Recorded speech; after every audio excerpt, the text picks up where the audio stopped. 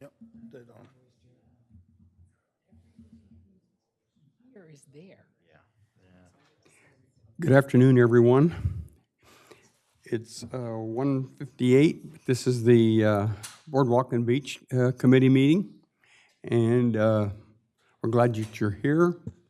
Our staff members, Chief Banks, City Manager Christian, we're glad that they're here, and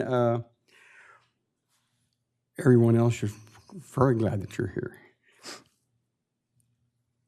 I would like to have a roll call, and then after that, we'll have the City Manager Christian greet us, and then he'll be able to do real stuff for the rest of the time. But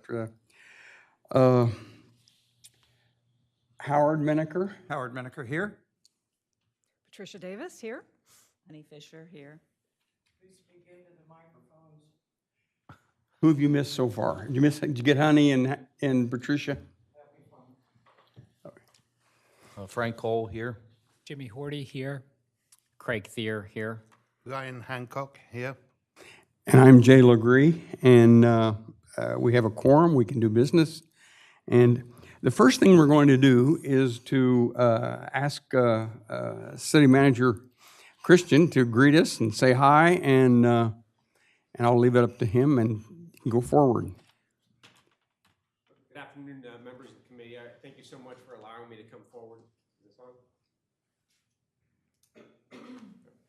My apologies. You're doing pretty well. Good afternoon, members of the committee. Thank you so much for allowing me to come forward and speak to you and address you. It is an absolute pleasure to be here. I was just mentioning a couple earlier. I'm approaching my 30 days in the seat. I think it'll be early next week when I hit 30 days in the seat. And I continue to be about as impressed as someone could be with the professionalism, dedication, and motivation of the city staff. They are absolutely incredible. I've been able to come to a couple of board authority commissions, so this, I believe, is my third. And the level of volunteerism and initiative for the residents, you wish you could bottle this up and kind of sprinkle this out elsewhere, because this is not normal. I hope you realize that one. This is not normal. We were having to recruit months to get one member for a planning commission. And here we have got droves. So I think this is something truly special. During my interview with the commissioners, I don't think they realize what a gem Rehoboth Beach is in this whole coastal community, because it is such a unique part of society, unique part of the country, and it is truly an honor to be here. We look forward to the fantastic members of the team here. So we're looking forward to a long and healthy relationship. Is there any questions that I can answer for you? I mean, I'm trying my communications with the commissioners, so I'm trying to figure out that frequency, that format, and so we're looking forward to establishing those routine communications. Welcome. Thank you, truly appreciate it. I have a question. Do you plan on communicating with the residents on a regular basis, and if so, how? Oh, that's a great question. I just had it was probably about an hour meeting with Lynn, our communications manager. I had a few dozen things to communicate with her. That's probably exaggeration. There was definitely a lot of things that I enjoy. I'm a routine communicator. I probably over-communicate in a lot of things. I believe in communications models integrated with websites and social media platforms and multimodal communication across different platforms, whether it's paper, social media, website, everything you can be, wayfinding signs. Those are the kind of things that you must remain integrated with both your residents and visitors, businesses, and everyone, and also your adjacent communities, your near-peer communities that touch your boundaries, or those ones that are just kind of similar to you, but just a little further apart. You have to remain cognizant of what they're doing. And just because they're doing something great doesn't mean you can't borrow their idea. We call it sharing. So I look at those, and I think it's important to be able to have those communications. And so yes, to answer your in a long-winded answer for a very brief question, yes, I'm a communicator, and I think we need to do more. I like to do more of it. That's a good way of saying it. So, questions, complaints? Can't be having too many complaints. I just got here. Well, Thank you very much. Thank you, We sir. appreciate that you were here. I can tell the committee, I was on the search, he has a incredible application. I said, gee whiz, when we saw it, and now he's here. Yeah. It's great. We're excited. We're excited. I just had a wonderful conversation with the wife. She's back home. I plan on being in the car in about 55 minutes. I've already logged in about 55 hours this week, so I'll put my little paid time off sheet for the last 2 hours, and I'm going to hit the. I'll be on the turnpike by dinner time. Hopefully, I got fingers crossed. I want to see little people tonight.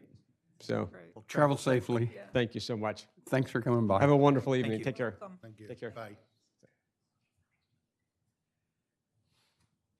Has everyone had a chance to go through the October 25 minutes? Do I hear any corrections or additions? And if not, I would entertain a motion to approve. So moved? Second. All in favor? Aye. Aye. Aye. We have no correspondence relating to agenda items. And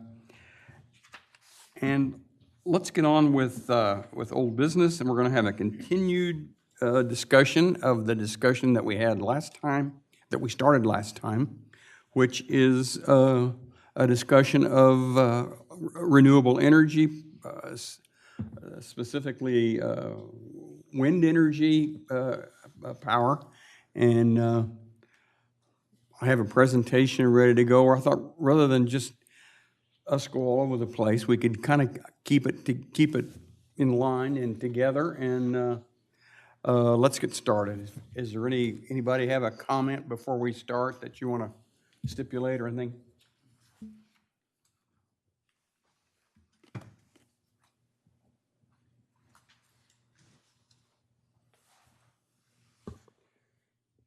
I'm going to keep the shots on the side visible so that I can go back and forth if we need to answer questions, to discuss about specifics that someone might have a question about.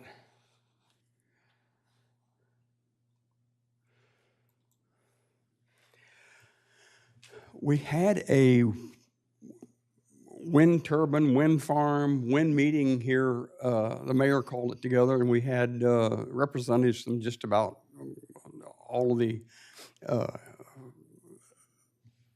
organizations that pertain to the wind farms and wind energy off our coast and off the coast of Delaware. And last time at our meeting, we talked about the Atlantic coast, and the map that you see here, if you recall, is just the ones that are leases are pending right now and that are in the works. And we'll talk in a minute. We'll talk about the call areas, the new call areas that BOEM came out with, and we'll talk a little bit from there. And can you see my yeah, you can see it move a little bit. Yes. This right here, the yellow one is U.S. wind, and the purple is skipjack, and the top of skipjack is, at the time this map was made, was Garden State, and I'm not sure what their contractual arrangement is right now. That may be what is calling skipjack 2. I'm not sure, but anyway, those are the two wind farms that affect us the most. Those two right there. And here's a little bit of a close-up to it. And if Rehoboth Beach is right where I'm moving my cursor around, the GSCO one that's on this map here is straight east of us, and the skipjack is just right below that, and then the U.S. wind is east of Fenwick.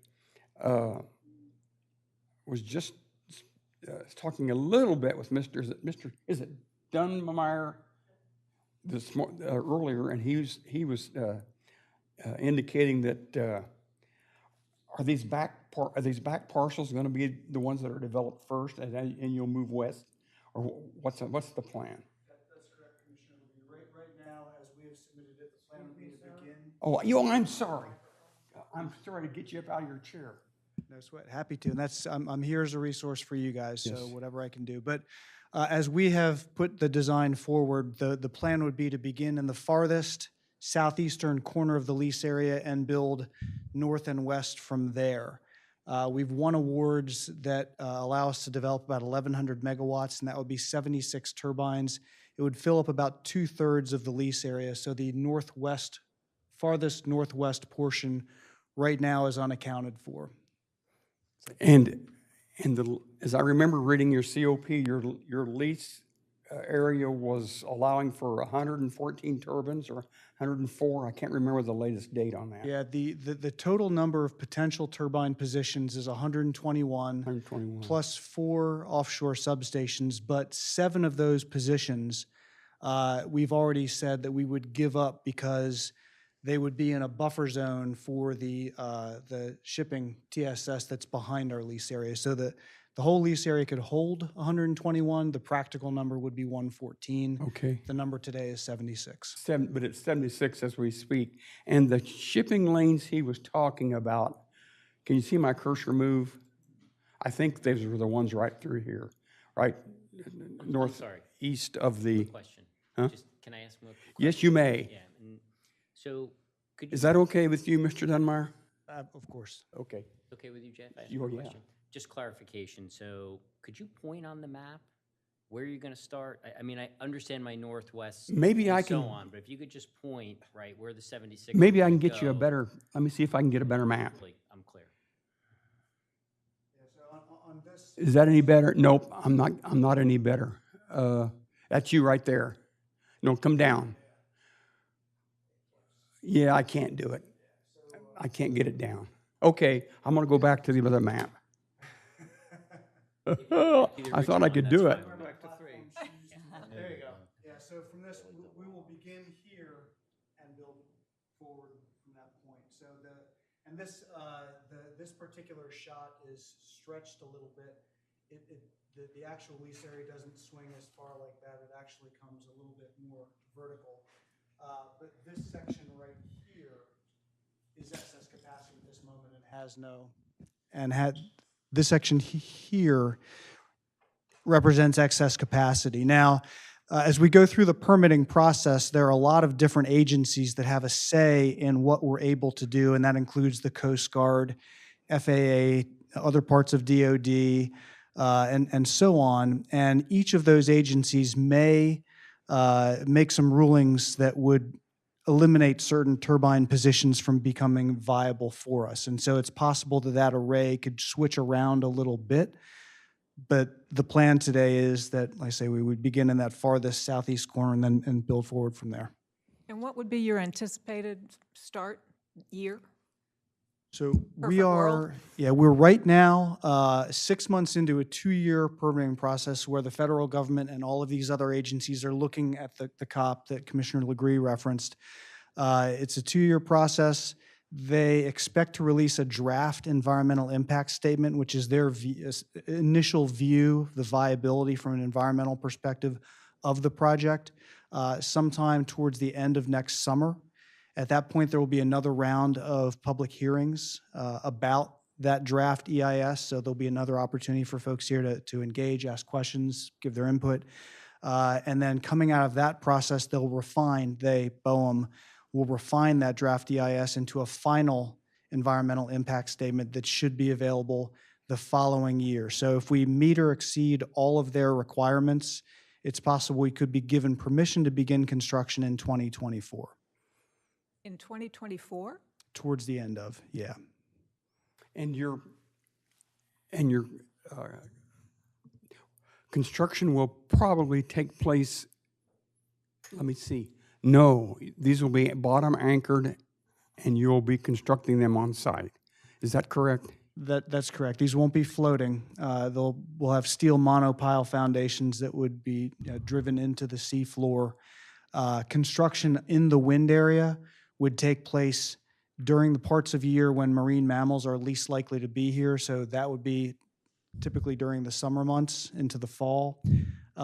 Construction near shore for cables and things like that would take place outside of the summer season. So nothing would get done at the bare minimum between May 15th and September 15th, but in all likelihood, it would be pushed a little bit further from that. So it's in each area, it's counter-cyclically to the competing interests of that time.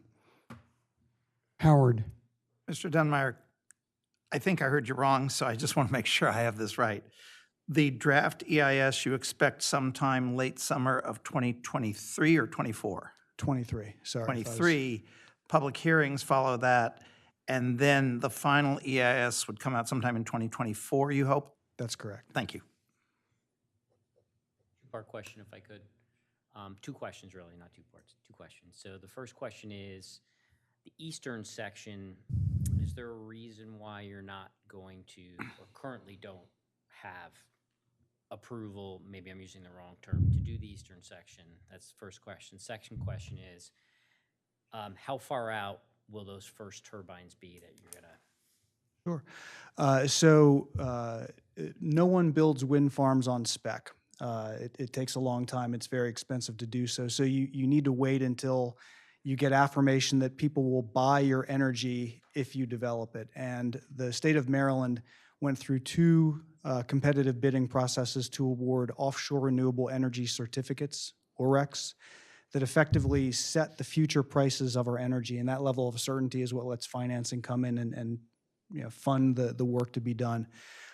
We've won 1,100 megawatts through those awards. So that's what we are permitted or awarded to build. Of course, the government, both federal and state, have to approve our project for us to proceed. The award means nothing without the permitting and approval.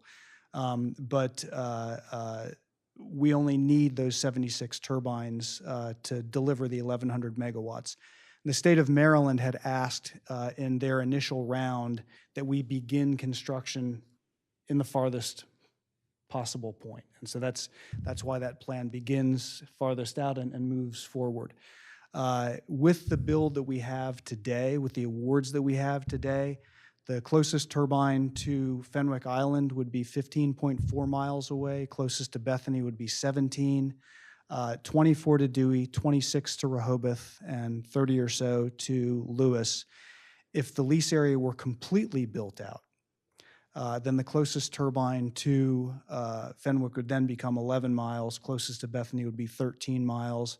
And I don't have the specific number for Dewey and Rehoboth, but it's still beyond 20. I have one question. When you put these numbers out, I know that's the distance from Fenwick Island to Rehoboth. If I'm sitting on the beach and I'm looking out at the ocean, how far away is that wind turbine? Well, I guess it depends on where. When I give those distances, they are from the beach. So, and it's assumed kind of center of Fenwick Island, center of Rehoboth, center of Dewey. Center of Fenwick Island, how far away is that if I'm sitting on the beach? The numbers I just gave you would correspond to sitting on the beach. If the area were fully built out from Fenwick, yes. And from your studies, how far out do the wind farms have to be that you don't see them in your studies? What was your determination? How many miles? There's no study I've seen that gives the answer to that specific question.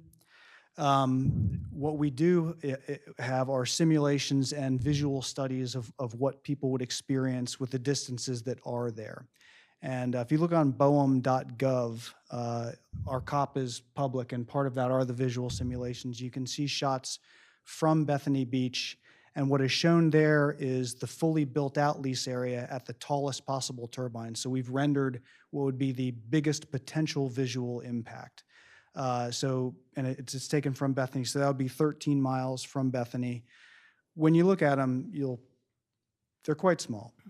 And during the summertime, with all of the moisture in the air, they will be difficult to see, but they'll be there. I don't ever want to undersell that. It will be a difference, and they will be there, but they're very tiny to look at.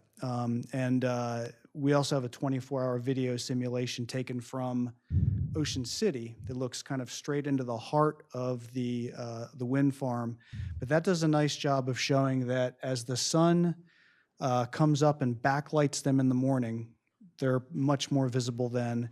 And when it front lights them in the evening, they're more visible then. Through the heart of the day with the sun overhead, they do become very difficult to see. Again, that takes into account the moisture in the air and things like that. Can you give us that website again where we can see that? BOEM.gov. And if you would like, Commissioner Legree, I can send you the specific link to our project.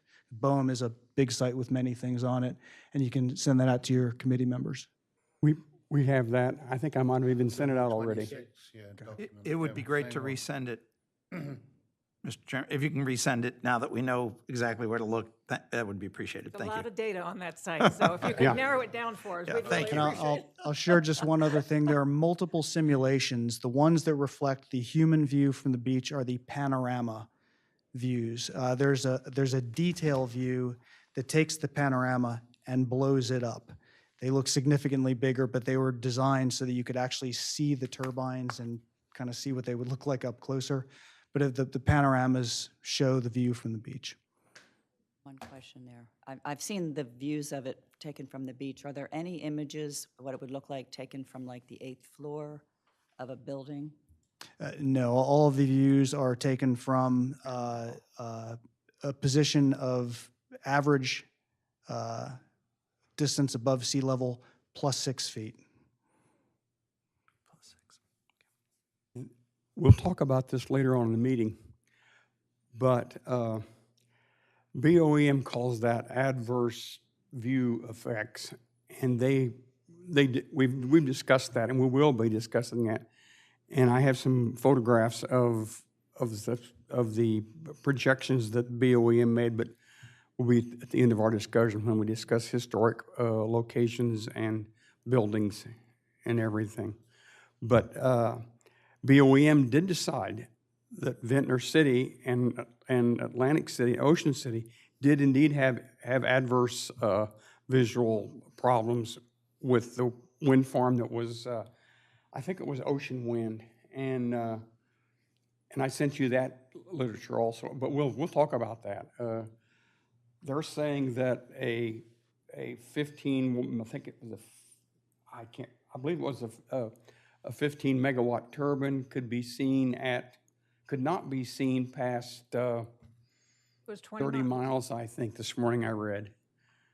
But 30 miles is off the ocean shelf for us, or just at the edge. So there probably won't be a lot of wind farms past that, although they have a call area out there and there's been some interest shown. But Should I sit down? you bet. Thank you very much. Thanks for the information. I have one question that once you start construction, will you go straight through the 76 turbines that you're planning, or will you do that in phases? Our plan today would be to begin with our first project, which is named Marwin, that's 300 megawatts, and then continue straight on into Momentum, which is the next 55 or so turbines. So yeah, the plan as constructed today is to just continue sequentially, but other factors like PJM's queue positioning and things like that do come into play. PJM is the grid, and I'm not sure what that stands for, but that's the grid. And these wind farms cannot go forward until they can lay their cables and hook up to the grid to send their power, and that's PJM. U.S. Wind has, and I wanted to ask you about your energy credits. What does that take place as the windmills are built? When they get energy credits from Maryland, and they're worth money, and I think that was a lot of your decision to go forward. When are those awarded? We don't receive any of the financial benefits of the credits until we begin generating energy. Gotcha. So that's incentive for them to. Yes, Can I ask Patricia. one more question? Just because, as long as you're here, if you could explain, because I think this is a confusing point to some people. The windmills, the wind farms are out however many miles. There are cables connected to the wind farms, to the windmills, that come under the ocean, along the ground of the ocean, but then they're going to reach the shore, and they're going to be, they dig under the beach to various then transmission towers, these huge transmission towers, and then they go to a substation. Is that correct? So there's going to be, Not quite that complicated. Okay, good. So there are two types of cables, and I apologize for hijacking, but I'm happy to answer any questions you guys have. There are inter-array cables, which connect the turbines to offshore substations. So right now, with our 76 turbines, we would have 3 offshore substations. So, 20 or so turbines all connect up to one substation. Each of those substations then have an export cable that takes the collective energy from all those turbines to the grid. And all of the cables are buried. Out offshore, the inter-array cables are buried at a target depth of about 6 feet beneath the seafloor. And those export cables, as they head toward the coast, are also buried using a low-impact trenching method, again, about 6 feet beneath the seafloor. When we get to about 1,000 feet from the coast, we stop that process and we switch to something called horizontal directional drilling, where we send the cables remotely under the beach and dune, and it's at a target depth of about 60 feet. So we don't have to actually make contact with the beach or dune, and we will use the same method to go under any wetlands areas. So again, we don't disturb those sensitive ecosystems. And by being so deep as you cross the beach and the dune, that also takes away the risk that the cables could become unburied along the coast through wave activity or storms or anything like that.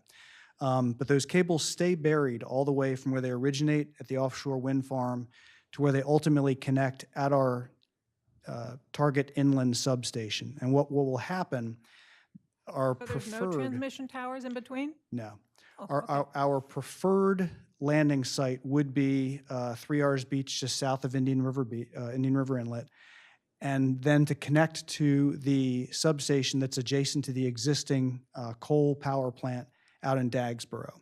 What we would do, if my hand is the existing substation, we would build 2 substations right next to that. One substation would take the power from the export cables coming in, and then we would just bridge it to that existing substation to bring it to the grid that way. And we would have one substation adjacent to that existing substation for each one of the 2 projects. But those substations would look just like the one that's already there. They're just kind of a receiving mechanism, and everything between those 2 points is underground. Thank you. And they are lucky, I think they're lucky that they can go under in their case, south of the bridge. They come ashore, they come under the shore, and then they go under the bay, and they come up, they call that the point of interconnect, where they come up by the power plant over by Millsboro. And from that point, it's on towers, and it doesn't belong to them anymore. It belongs to the grid, and it goes on west into Maryland. But they're lucky that they have some good distribution possibilities once they come up at the Indian River Power Plant. So that part should work well. Sorry, I have one more question. I promise, my last one. Will the electricity that's produced in Skipjack be used by Delawareans, or is it going somewhere else? Yeah, it will be used. Use of electricity and billing for electricity are 2 completely separated concepts. So the project was instigated by the Maryland Public Service Commission. So Maryland ratepayers are paying for the energy. Maryland as a state also gets to claim the energy against the renewable portfolio standards.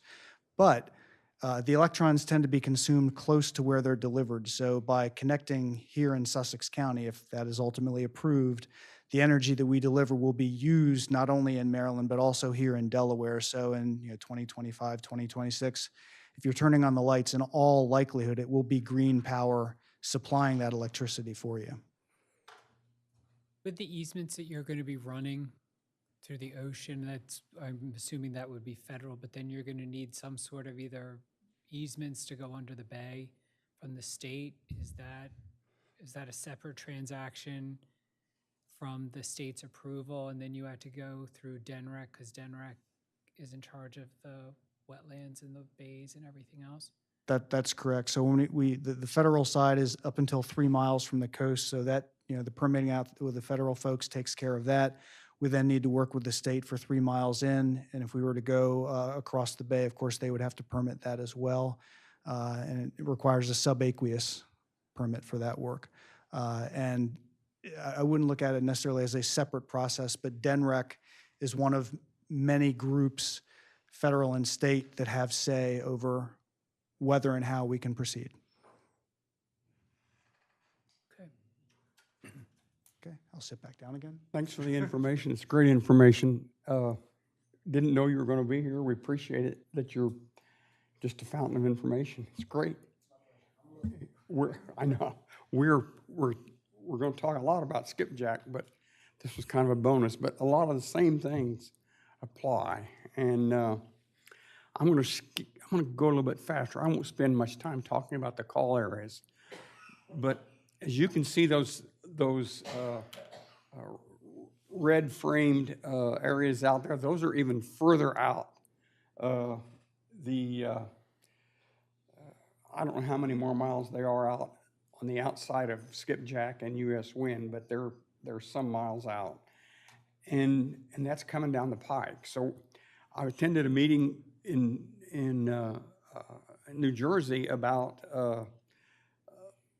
the call areas that we're looking at. And one of the complaints was this is going to be like an industrial zone out there with vessels going back and forth and doing maintenance and all that. But so far, they haven't gotten anything out here on the outer shelf, which is the 400-meter depth. That's 400 meters deep. And so those will have to be floating. But these here can all be ground-based, the ones inside. And they haven't, that I know of, they haven't leased any of those areas out. But they've had interest in the areas that are in blue. So it's something that's coming down the pike. I think the mayor was thinking that, and they announced those call areas in April of last year. I think the mayor was talking about. Well, here you can see skipjack here in the purple. Excuse me, U.S. Wind in the purple and skipjack in the orange, and then you can see they got new call areas on the outside of that. Were you aware of that? Those call areas that was on the outside of you. That's a solid list. That'd be a solid row of wind farms all the way down to the bottom of the Delmarva Peninsula out there. That's a lot of wind farms. But the president and our Secretary of the Interior and everybody is understanding that we're going to need a lot of clean power. And I think that's one of the motivations for the momentum that's behind all these areas that they're putting up for lease. So have you guys been interested in any of these call areas that you know of, U.S. Wind? We participated briefly in Oh, yeah, I should have had you hold it as you sat down. Yeah, I'm not aware. We participated briefly in the auction for the lease areas off the New York Bight, but they got very, very expensive. And at this point, I do not believe we are planning to bid on any of those areas when they become ready for lease. We're singularly focused on the projects that we have. That might change, but that's what I understand today. Thank you. Sure. Let's cover some of the real positive impacts of wind energy. They are inexpensive. Now, as the price of everything is going up, including the price of money, that will change. But you're going to see a chart here in a little bit of how much all of these wind farms are coming to with their levelized cost of energy, which is the amount of money it takes them to put electricity in that cable. And but they're inexpensive. They're inexpensive. Nuclear is extremely inexpensive, but the capital is just incredible. The money it takes to build a nuclear plant is just ungodly. So the levelized cost of energy is a little bit more expensive. The The only thing we worry about we don't worry about it. The main advantage for wind energy is that it's really clean and there's no carbon dioxide that comes out. And as you know, carbon dioxide is a nasty member of the greenhouse gas gang and causes, doesn't cause, but it certainly accelerates global warming. So the greatest thing about wind energy is that it's clean, but the kicker is it's also inexpensive. But it doesn't have any pieces that bother. No methane involved, no fluorocarbon, no other bad things. It's just really, really clean electricity. So that's a great positive to it. And another positive is that it takes people to keep these things going. And here I'm going to ask you another question. Do you have any idea how many, when you get your 76 turbines built, how many people is it going to take full-time employees to keep those turbines going? So our operations and maintenance facility will have 100 or so employees, and that's folks doing work, kind of moving things around on the dock, folks doing 24/7 monitoring of the wind farm, as well as crews that are going out to do scheduled and unplanned maintenance. The big driver for offshore wind and jobs, though, becomes bringing the construction supply chain to America. Right now, it largely exists in Europe and the Far East because that's where the industry has grown up. But now with all of these projects that you've shown here, lots of that work is being anchored here. So U.S. Wind has taken over the old Bethlehem steel plant in Baltimore. It's been shuttered for a long time, and we're converting that into a plant that will build the steel monopile foundations for our projects and many others. Ørsted is building a submarine cable manufacturing plant very close to that. And so a couple thousand construction jobs to build out the plant, and then 600 full-time steelworker jobs in perpetuity. And that's where the job side of it really kind of blows out. Otherwise, I think from a maintenance perspective, it's kind of equivalent with any power plant. You know, for generating the amount of energy we generate, you need about that many people, whether it's natural gas, coal, wind, whatever. But it'd be 100 people to do that maintenance. Thank you very much.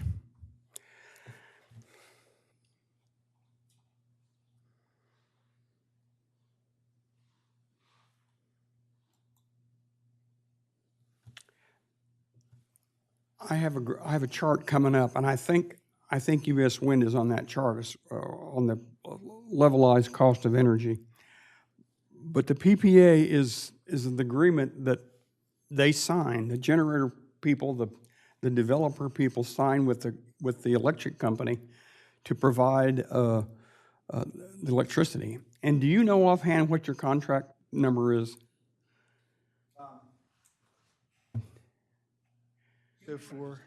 Just put it in your lap. Stick it in your lap. For our 800 megawatt project Momentum, our cost was $54 and some change per megawatt hour, so about 5.4 cents per kilowatt hour, which is a very competitive price point. The earlier project, Marwin, which was defined 4 years prior in a different market, is about 3 times that number. Again, a reasonably competitive number overall, but what you see over time is wind prices coming down. The blended rate for those two is around $100 per megawatt hour, which is 10 cents, and that would be competitive. That'll be competitive.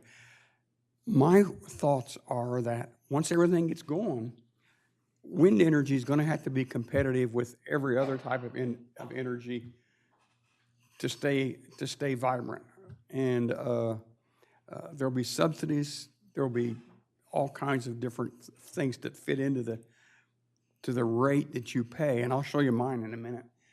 But they'll have to be competitive, and I think they are. The documents that I was reading, the average bottom anchored wind farm was 3.4 cents for a kilowatt hour.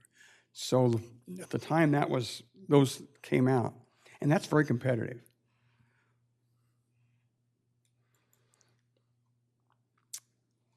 This cost of energy review that I'm going to show you right now was done this December. And as you can see here, the cost of onshore wind, that's the kind of windmills we had in Texas, is $9 for a megawatt hour. And that's cheap.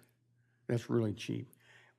In some places it would go up to $40 for inaccessible at times, or times where their capital costs had been just overwhelming, or times when they had to borrow money at high interest rates. And that's kind of what we're getting into now. The interest rates are starting to creep up a little bit.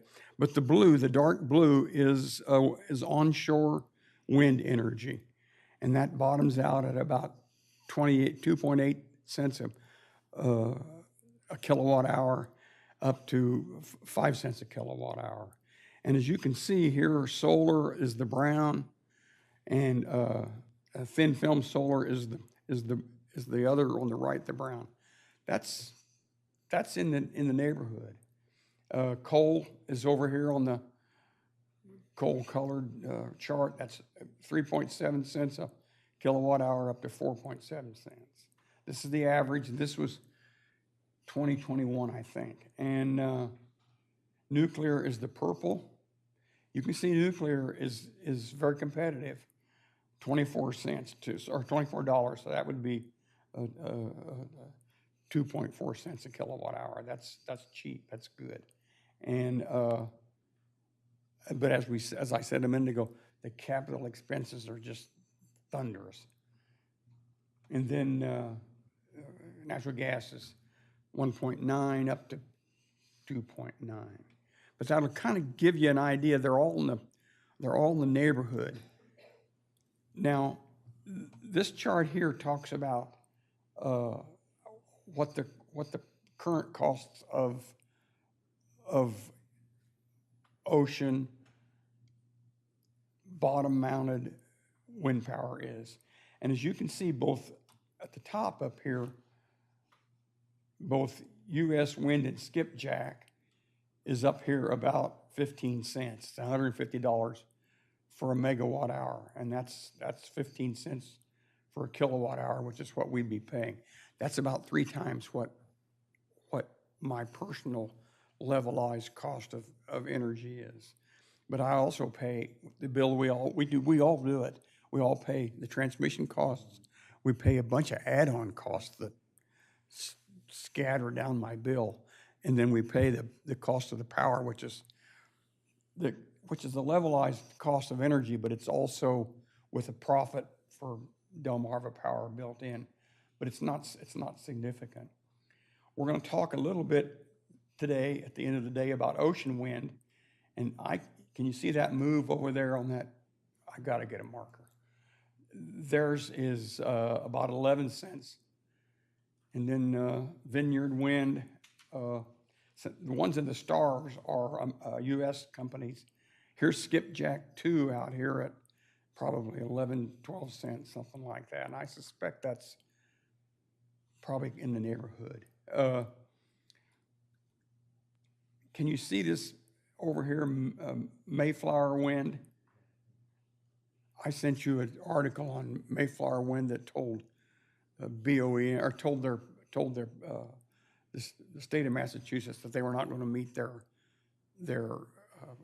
contract, their PPA contract. And it looks like the PPA contract was, I think the paper says 76, so it would be 7.5 cents for a kilowatt hour. And I'm not sure why they were not going to be able to meet that contract. And there was another one, it was Commonwealth Wind, and I don't see it here. It may be one of these, a new name, I just don't know.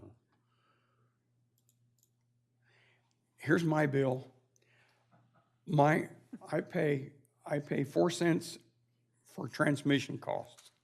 Now the people who pick up U.S. wind in Maryland are also going to have to pay transmission costs. I don't know what it'll be. It may not be that much. It may not be 4 cents, but they'll have to pay transmission costs on whatever the cost that's coming out of U.S. Wind plus whatever it takes Maryland Public Service to bring the power to the people. And then I also, I pay 6 cents at my house for the LCOE. And then I pay 2 cents, and we all pay that. 2 cents for all the add-on charges. And I did look up what the PPAs were for Skipjack 1 and 2. And Skipjack 1 is 15 cents, which would be $150 a megawatt hour. And they're going to sell, the other one, Skipjack 2, is going to sell their power for $120 a megawatt hour. And I don't know, I think they're selling to Maryland. Am I correct? Doesn't Skipjack sell to Maryland? Yes, it's the same structure as this one. Okay. And the floating windmills, I did as much research as I could on floating windmills, but they are 15 to 18 cents, and that's my guess. And that's a very conservative guess. So they're expensive, and I'm not sure how they'll ever get much cheaper. We're going to talk just a tiny Jay, bit. there really isn't a savings. Am I reading this wrong? It's pretty much the same. Well, but then they had to get it to you. Say it again? You're right. So you're basically, I mean, if we're reading this correctly, you're starting off at 15 cents, then they have to get it to you. Right. They have to get it to you, and then they got to get a little bit of a profit in there. So it's going to be, and that's one of the beauties of offshore wind, is it's close to wherever the people are that are going to use it. But I would think that it would be hard for the people in Maryland to receive their electricity for less than a few cents for each kilowatt hour. I'd say, so when Jimmy said a few more cents, I think that'd be very correct. So it's going to get well above what we're paying. I'm paying 6 and 4 Then the two, to, just for the certain, whatever Yeah. that fee is. so, but 6 and 4 and 2, you're at 12 right now. that's what I'm paying this moment. Correct. Yeah. And we're going to go from 12 total to Probably- 15 plus. Yeah, probably 18. Yeah. 15, 18. So you're going to just about double. 50% more. So I just don't see the saving. I mean, I thought that this was cheaper and it would be less. It is cheaper, it's really cheap. The LCOE is really cheap for windmills. Jay, if I can, what I think your chart with the colored block showed us is that the actual cost of producing the energy is cheaper. But the same costs that we all are paying now, we're still going to continue to pay. But then my question is, if the cost of producing the energy is lower and all the other costs are the same, how did it suddenly get more expensive? Let's go back to where I was. I probably said something wrong. If it's okay, I want to add, can I add a question to what you Sure. just asked? Of course. Which is. You want to go to here? And maybe this is for the gentleman from US Wind. If we look out 10 years, right? Coal, let's put coal aside, but natural gas, right? The price of natural gas is going to continue to go up. If we look out 10 years, do we know what that 12 or that 15 cents is going to look like? I mean, talking about our LCOE is going to remain flat for the next 20 or 30 years?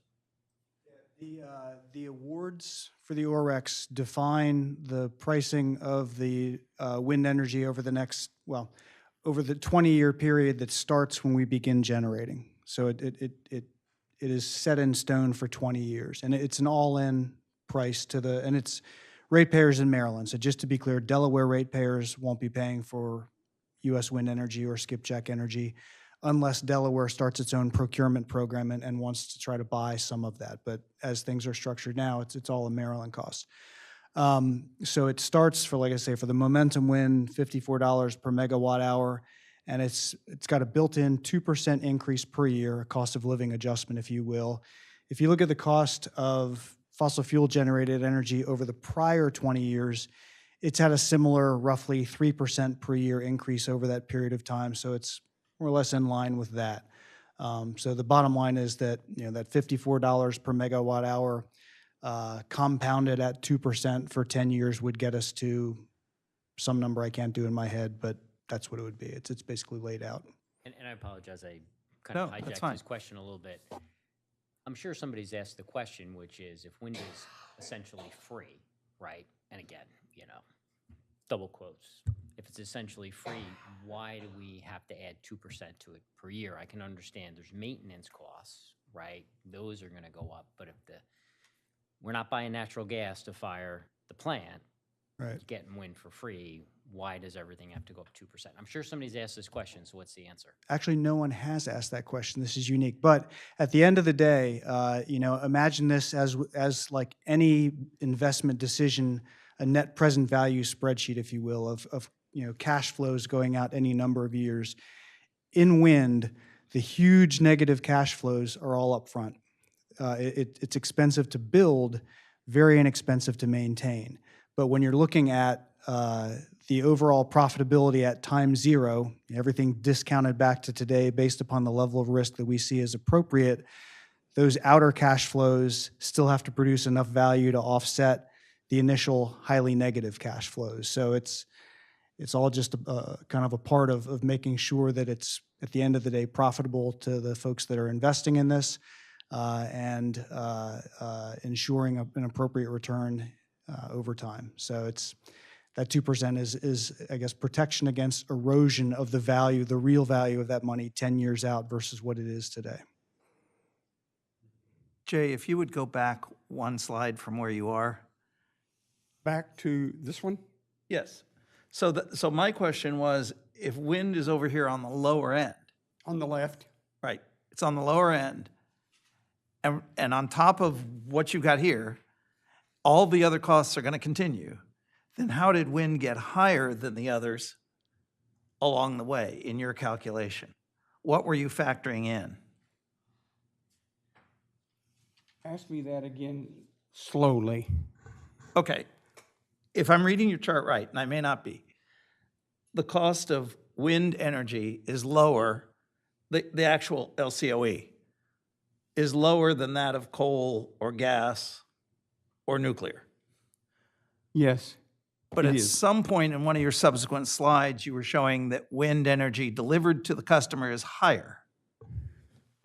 And I don't know how that happened. I don't know what you're calculating there. That's where my understanding just lapses. No, I don't. Did I misunderstand think you? that's true. I think it, That was my understanding as well, so. So Okay. delivered, let me see if we can straighten this out. So delivered cost to the ratepayer would still be lower with wind than it would be with nuclear or coal or gas. Is that correct? yes, if we keep on this LCOE, which is what this is. Mhm. Depends on the transmission. Mhm. This is 26 cents at the bottom of wind, 2.6 cents at the bottom of the wind, and 2.3, no, that's solar, 3.7 for coal, 2.4 for nuclear, and 1.9 for natural gas. And I think that the transmission is probably going to be competitive. What did I say? Did I say something different from that? I think it's this Right. slide that is confusing. Right here? Yeah, that slide tells me it's more. Oh, yeah. This is my skipjack here. Their PPA is 15 cents, which is a penny and a half. No, 15 cents per kilowatt hour. And skipjack 2 is 12 cents a kilowatt hour. And my LCOE is 6 cents a kilowatt hour. Now, this is not including transmission. This is not including transmission. This is including This is not including transmission. So what we're. And so when comparing- you mean to go back to the other one? No, No, just, I think we're okay. yeah, I think we're okay, but just for clarification, we're comparing with Skipjack, the 15 and the 12, we're comparing that to your LCOE of 6. Of 6, yeah, that's what their contract, yeah, this is what they signed their contract for. PPA, 15 cents, and the other one is, looks like it's 11 cents. And I probably confused you, I shouldn't have even shown this stuff. Probably confused you, made it even more stupid. It's okay. We'll keep rolling. We're getting in the weeds. Yeah. I'll note too, so the US wind dot that's up there represents our MAR wind project. The Momentum project isn't shown, would be the 5.4 cents. Okay, that's why. The chart that you were looking at that showed relative levelized costs of energy, I think that came from the report done by the Special Initiative on Offshore Wind. And they were looking at a theoretical cost of wind price just for delivery of energy. And one of the characteristics that report goes into is that states, as they design procurement programs, can prioritize different things. Maryland, when they went through their award system, wanted to have a lot of job development. So, for example, the work that we're doing at the Bethlehem Steel Plant, that adds costs, and so we had to build that into the pricing of the energy. The SIOW report evaluates some of these costs as though the state procurement program were to prioritize just lean energy costs.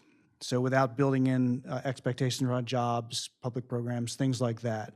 So when you look at the actuals for Skipjack, that included an award that had other costs built into it. The SIOW report theorizes that if you take out some of those costs, the actual energy costs are going to be lower. So I think that What's may be built some of the to client? disconnect. Well, I think to get us out of the weeds, I think tying into everything what we were just saying. So if we were using that chart that we just had up there, what would your flat fee before delivery and everything else be? So that's what I said, we've got one project priced at $54 a megawatt hour, the other around 150. The blended is actually just a little bit under 100, so less than 10 cents a kilowatt hour. But then you have to get it to us, and you got to get your profit on top of it. The profit's built into that number. So whatever the utility is going to charge for transmission on top of that would be outside of US Wind's piece. Our piece of that is just the 10 cents. So we're at 10 cents. Yeah. Now, the other potential effect, right now we all get our energy in this area from a cable corridor that roughly parallels Route 1, and most of that is natural gas from Pennsylvania. Yeah. We all pay a congestion charge associated with that because trying to put so much energy through one corridor is difficult to do. And having these two projects off the coast delivering energy to our local area, fulfilling supply demands, again, forgetting about who is billing who for what, that could alleviate the congestion charge. So that's DP&L and others' decision to make, but it's possible that by bringing all this But that's an energy in unknown. from the east, correct. Consultants, No, I think what we deal with, and we're trying to make a decision, and I understand your point, and there's a lot of factors that you have to take in there. I'm talking numbers. We can wake up tomorrow and the sky's purple. I'm not going to bet on it, but it could happen. I think right now, for us to make a logical decision on just that aspect of it is what's the cost saving that's being promised by wind energy to the citizens of Rehoboth. My other question is, you're saying that you're going to put something off of Fenwick Island and do some other stuff, and you only have a deal with Maryland, so you're going to put the stuff out by us, and it's just going to go to Maryland? Maryland That's a yes or no? it really isn't. Because again, Maryland is paying for it, but the energy is distributed into the local But grid, right so now, you you don't have use anything it. from Delaware. Delaware does not have a procurement program. Okay, No. that answered that question. Thank you. And for what it's worth, an independent consultant looked at the last contract, the Momentum Wind contract, and calculated that it would cost the average Maryland ratepayer, at the end of the day, they would wind up paying 76 cents per month more than they are today. So US Wind isn't promising lower energy costs as a result of this contract per se. But the analysis that's been done suggests that at the end of the day, taking into account all of the different effects, it's not going to change things too much for the ultimate ratepayers. This chart right here came from the Department of Energy. I don't know how accurate it is, but that's probably as accurate as they can make it. And Jay, I'm sorry to keep coming up, but I just want to get this clear in my head.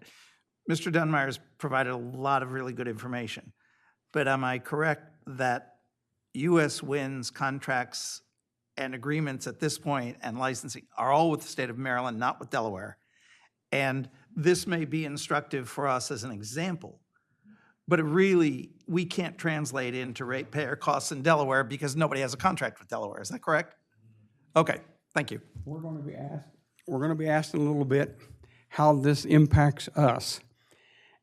And we will not be able to say we'll be able to have clean energy. Or what Maybe the in the cost will be. future. Huh? Or what the cost will be. Or what the cost will be. Okay, Maybe thank in you. the future. Thank you. I'm not going to speak much about floating wind farms. That's what you're going to get out in the ocean further out past 26 miles. Just remember, they're expensive to build. They're expensive to anchor out in the sea. They're expensive to connect to the power array. They're expensive to operate and maintain. And they're a long way from their point of interconnection. So the Department of Energy has them about twice as expensive as anchored windmills. The DOE does say there are some advantages. They get leveraged cost reduction because we have the fixed bottom to go on. They can use the existing supply chains. They're floating, so they don't have to build them out there in the ocean. They can build them in Baltimore and drag them out. So they have easier construction out at sea. And out at sea, they have higher wind speeds. And that's about the size of what we know right now about floating windmills. And we've talked about most of these things here today. I just looked up Roscoe, Texas, which is not far from where I lived in Texas, has 675 windmills in their windmill farm, and they have 70 full-time employees. I went to the Department of Labor, and they are very positive on people who work in maintenance on offshore windmills. You figure about $50 an hour, but they say it's very difficult and very dangerous work. So that's kind of what I'm thinking of as far as local labor is concerned in our decisions. We talked about eliminating hydrocarbon, or eliminating this carbon dioxide when we got away from hydrocarbon. We've talked about all these things. So, except that carbon dioxide stays for hundreds of years in the greenhouse gas. So getting rid of it is just probably out of the question. All we can do is stop adding to it. It's just terrible. All we can do is stop adding to it. Now, there's research going on about how to extract CO2 from the atmosphere, and that may be phenomenal if they ever can get done with that. I just don't know. But the Department of Energy is spending millions of dollars on research to take the CO2 out of the air. I don't know where they are on it though. BOEM recognizes these negative impacts as far as wind energy goes. They recognize that there's a shipping commerce adversity. They recognize that there's a fishing adversity. They recognize that there are view shed and site position caused adversities.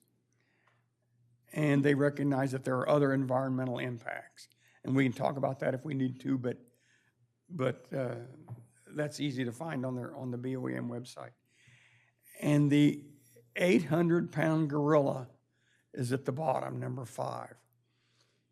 When the wind doesn't blow, we don't get electricity. And I think most of the wind power generators that are that you read about and hear speak figure between 40 and 45% efficiency. That means that 55% of the time, we aren't getting any electricity out of our windmills. And that's a problem. That's a big problem. The wind doesn't blow nearly as much at night. That's a problem we had in Texas. The wind stops blowing at night. So, usually. So that's a problem. That means you got to have some way of backup. And we can talk about backup today, or we can talk about it down the road, but they're spending billions on research, on batteries, on storage, on just trying to figure out ways to back up wind energy. Our government is really betting big on wind energy, and that's what's happened in Europe, and they're about 8 years ahead of us. They're somewhere along those lines, in my opinion, and they're still betting on it, and they're having great luck with it. But until we get a backup, until we get some way to generate electricity at night, we're going to have a challenge. And I don't think BOEM thinks about that, but Department of Energy does. Shipping commerce, I don't know what but there's a problem with, you can't get your big ships close to wind farms because of safety concerns. I know I've heard people say they'd like to, and we'll talk about fishing in a second, that we'd like to tie your boat up and fish just like on the reef around the wind farm, around the wind turbines. But I don't think that's going to go over well with the people that own the wind turbines. And we all saw I guess it was 60 Minutes? Someone, was it Howard, you sent me that clip of those folks working on those wind towers. That's a dangerous situation, tying up to those things and having a boat even close to them. I don't know how that's going to work. If I was skippering a boat out there, I wouldn't get near a wind farm. But there are people who have to use the commerce. Ships going up and down the coast. And you saw that tiny little pathway between U.S. Wind and I can't remember who it was with. It wasn't Skipjack. But anyway, there's some close areas out there. And I think I said at the last meeting, I talked to a guy who runs tugboats, and he said that it's just going to be impossible. He's just going to have to go out to sea with his tugboats. Anyway, when you have to go out and go around wind farms, that's going to extend the time that you need to transit with shipping.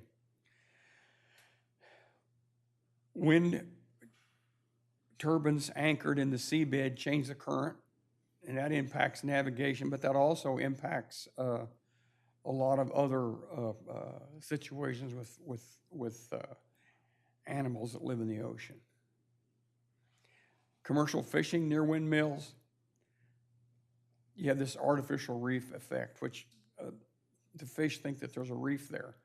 So you have all the things that go on with the sea life around coral reefs.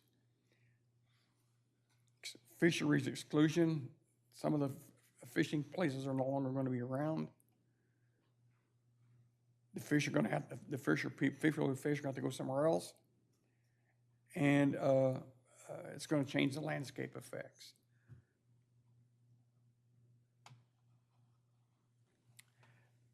Fish that usually live around artificial reefs are going to go to these wind turbines. And you're going to have all the other things that go with it. And you're going to set up an entirely new environment that attracts non-native species. Now, I didn't even think of any of this until I was looking at the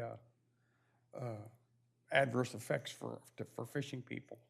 I attended a meeting where people from the fishing industry were able to speak out, but this wasn't brought up.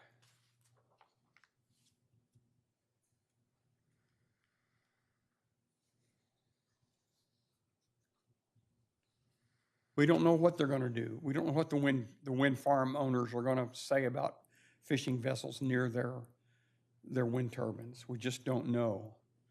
The picture I showed you a minute ago, I'm not sure whether that's gonna happen or not. You see that, you see the nets trawling? I don't think you can trawl nets around turbines. I just don't think, I'm just not sure that that's gonna go over. If you get your nets tangled up in the monopole at the bottom of the turbine, the anchor, I'm not sure. There's gonna be have to make some changes. And that'll cause spatial problems. As your fishing areas decrease, you're gonna have competition, you're gonna lose fishing area. We all saw the maps up and down the coast. Those are prime fishing areas that we're using on the onshore shelf. And we're gonna have a lot of wind farms there. Don't know how that's gonna go over. But those are some adverse effects that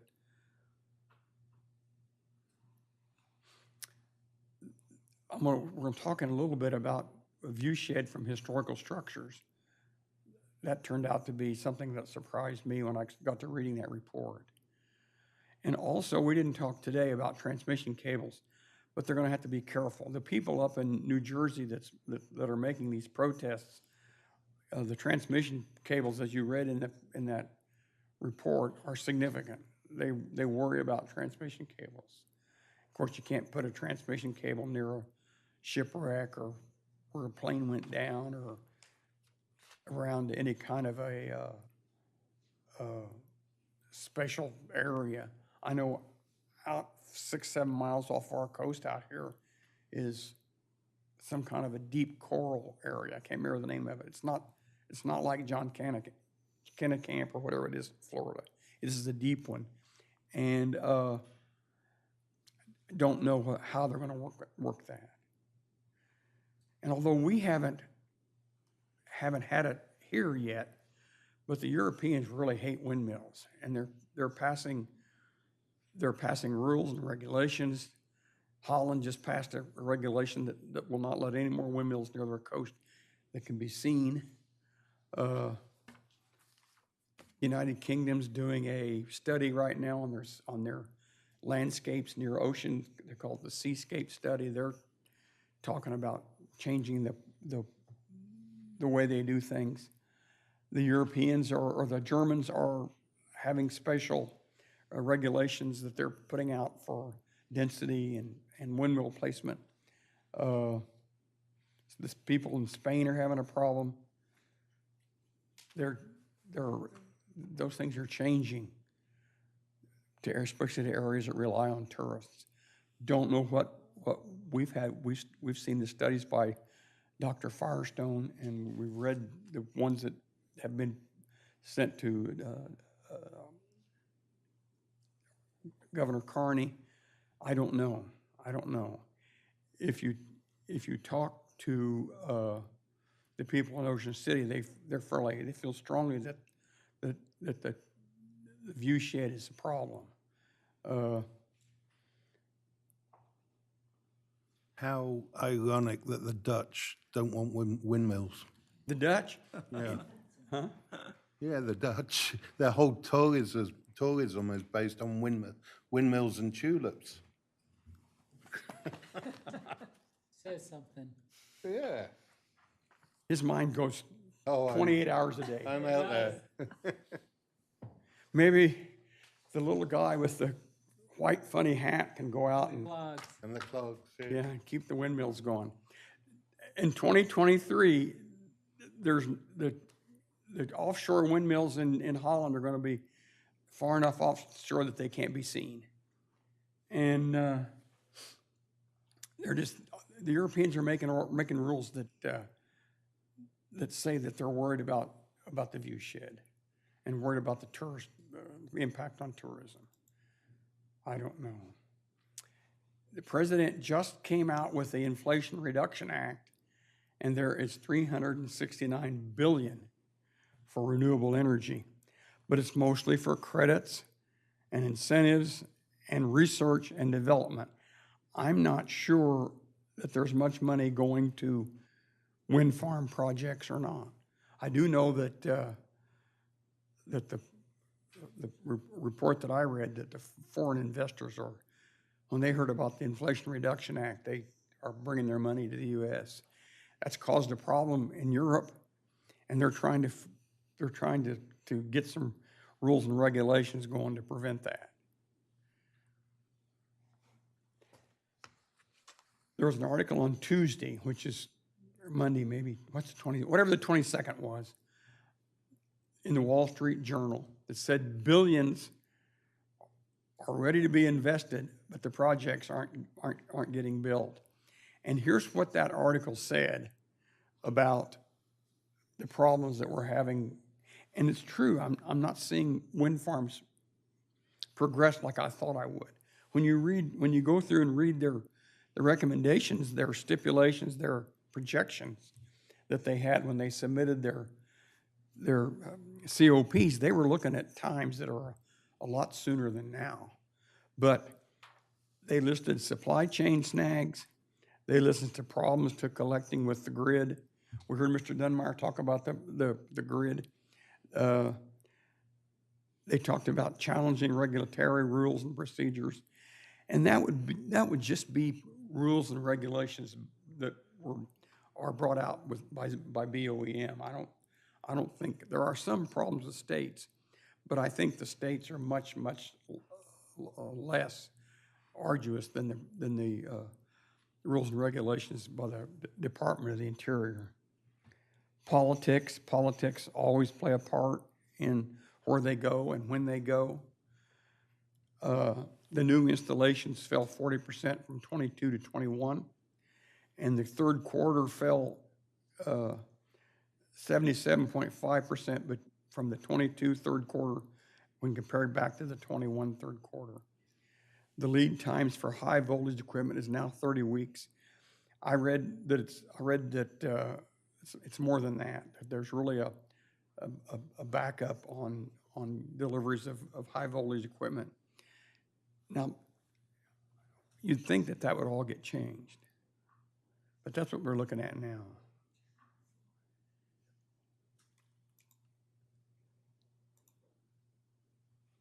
Now, we've talked about this our last meeting. We've talked about it this meeting. Let's decide what we each one of us, what we think. What are our personal benefits? What do we think from standing on the boardwalk, thinking about how this impacts us? The mayor wants to know if we can get something out of the projects. What do we want? What bothers us? What makes us feel better? What do you think about what we should be doing to our community, informed about the projects? And what other thoughts do you want to share? And he also wants to know what we think about the view shed. Start, Howard. Well, I have many questions before I start. Do it. Can you define coastal resiliency for me, please? No, I cannot. I can show you the letter. Okay. I don't have it with me, but I can show you the letter that. But just in general terms, is he talking about the coastline? Is he talking about the commerce? I just don't know what that. I need you at a microphone. Yeah. I'm going to go back, I promise, Ann. Yeah, I'm just not sure what we're supposed to react to with that term. Okay. Start out, Howard. What's your number one question? What is coastal resiliency? That's a question that I'll make some assumptions as I react, but I mean, to me, does coastal resiliency include sea level rise? Does coastal resiliency, are we talking about an economic resiliency? So Yes. we'll just sort of, yeah. Our keep coastal incorporating that. resiliency, I think in terms of stormwater is a lot. Yeah. Coastal resiliency. We need to have a way to get the water out of here. It needs to be clean water. You know, we have 7, well, we have, actually, we don't. We we have 5 downtown, and we have Silver Lake, and then the rest of it just runs into the ocean. But those are our drains, our storm drains, and they've got to work, they've got to be clean, and they've got to be adequate. They got to push out clear water. And That's Jay, one I thing. think that's a high priority. I don't know, I can't figure out the relationship to that question. And wind farms, I don't think wind farms are going to affect us We're talking in that way. We're So, talking, you know. I'm answering coastal resiliency. Okay. When I think of coastal resiliency, I think of stormwater. Now, electricity, yeah, I suppose the wind, the thing about it is in high storms, wind farms shut down. But that's kind of nice to know that you got somebody out there generating power that's only as far away as your beach. So that's one of the beauties of wind farms. They're close to the populated areas. And Maybe that would be, I mean, okay. we get, as we were just talking, we get our Delmarva Power comes down Highway 1 from somewhere in Pennsylvania. So if we had hurricane something or other come through here, we'd probably be down for a long time. Okay. If it was just coming off Indian River, that might be an addition to resiliency. But I don't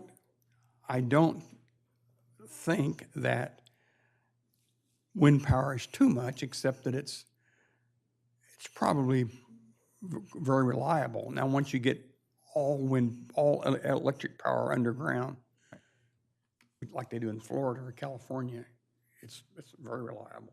And then, Jay, if I can ask another question before we start answering, because again, I'm not clear. I know the mayor wants us to answer these questions, and I know he wants our input. But I don't know what happens after that. I don't know who are our comments, and for that matter, the city's comments, if we can ever agree on a comment. Who does that go to? Who has the jurisdiction to make the decisions? Who are they listening to? Because it seems to me there's a lot of discussion about what goes on offshore over which we have no jurisdiction. Yes. So I'm trying to figure out who are we really talking to in the end here. The mayor is a member of the Association of Coastal Towns Act, and they are really hot on this for obvious reasons. And he wants to provide meaningful input. And that's one of the reasons why he asked us to do it. But I'm He going to wants to ask, I'm take going to ask that. the question again. Then who does the Association of Coastal Towns talk to? They talked to the governor. Okay. So this is ultimately input to the governor of Delaware. That's right. It's outside the channels of the Department of Interior, Bureau of Ocean Energy Management. Okay. But that's where this is eventually going. The mayor thought that this was it, that we were going to have to, this would be our chance to make our feelings known. But Skipjack hasn't even put in their cost of their construction and operations plan yet. I don't know how we can know what to say about them when we don't even know what they're going to do. And as Mr. Dunmire said, once that permit comes out, they go through another round of being able to receive input from citizens on the plan that they've submitted. So I think we're going to get two goes at Skipjack. And if I understood you correctly, I mean, since Skipjack doesn't have their plans out yet, what would the earliest they would even start building? It's at least 2 years, Well, right? Chris said that it was going to be after the first of the year. Well, we're out of January now, and I haven't heard. And I looked this morning just to see if Skipjack had put in their COP. They had not. And it's got to go through the state. What was her name? Jennifer Holmes. She talked to us at that meeting. It's got to go through the state, and they got to look at it, although I don't think they'll act on it or anything. But the BOEM sends a copy of that proposal to the state of Delaware, to DENREC. So that's where we are on that. So, Mr. Dunmire, you did say a while ago that if I wrote it down correctly, the estimated start date was the end of 2024. You know, perfect world, For if US everything goes wind. right. For US wind. skipjack. Uh, I mean, for US wind, excuse me. Sometime summer to end of year 2024 is when hopefully we would have all of our permits approved, if we meet or exceed all of those requirements. At that point, we could begin construction. Okay, so that's not, I mean, that's 2 years, that's pretty quick.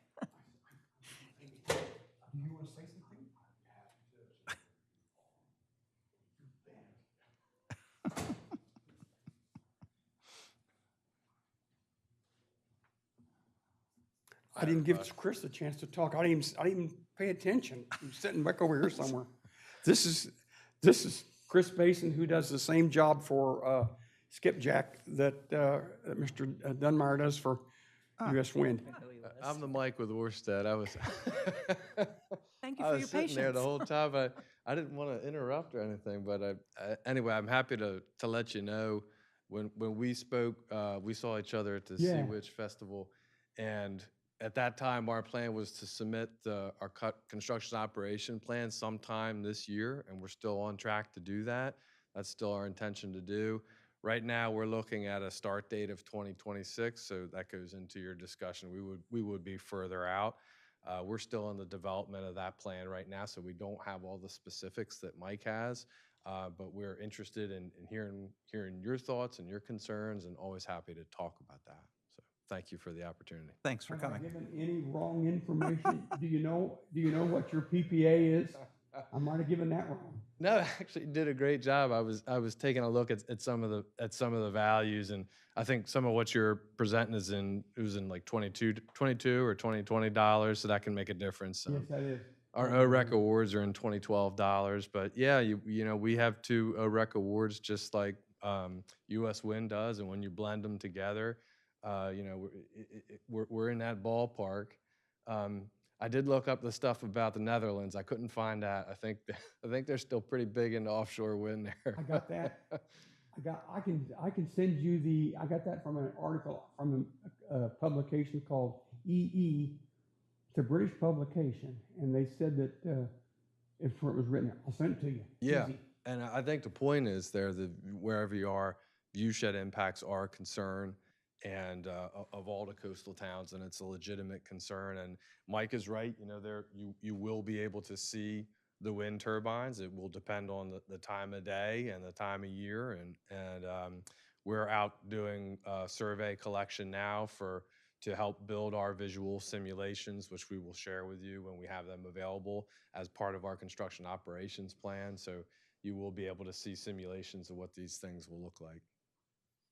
Okay. Go. I have two questions, and these may not be able to be answered at this point until you get your plans in place. But one, does Skipjack envision a contract or a lease with the state of Delaware, or are you also going to primarily be talking to Maryland about the location and the connection and all of that? And then my second question is, do you know yet whether you envision cabling anywhere on the Rehoboth Beach property? Or are you north or south of us? Yeah, thank you for those questions. We do, like US Wind, have our contracts with and agreements with the state of Maryland. Right now, I have heard nothing that Delaware is legislatively pursuing a procurement for offshore wind. We do, like US Wind, have additional lease area that we do not have ORECs to support, nor do we have plans to build any additional turbines in that area. Someday, Delaware may want to do an offshore wind procurement, so it is a possibility at some point that could happen in the future. I'm sorry, I forgot your second question already. Cables coming in from your offshore wind farm, are they coming in? Do you know yet if they will come in around Rehoboth Beach, or will they be closer to Fenwick, or will they be north of us, or where will they be? Thank Or you. do you know yet? We are in the process of looking at all the different alternatives for bringing the cables onshore. We have a number of areas that are most likely to come ashore. I have never heard nor seen Rehoboth Beach as a potential location. I've never been a part of those discussions. Thanks so much. I think they're probably the best route for skipjack would be to stay offshore and probably come in from, because they'll be coming in about out here at the tower, out here on the other side of Dewey, as near as I can tell. And probably the best thing would be just to come straight in on that from out in the ocean.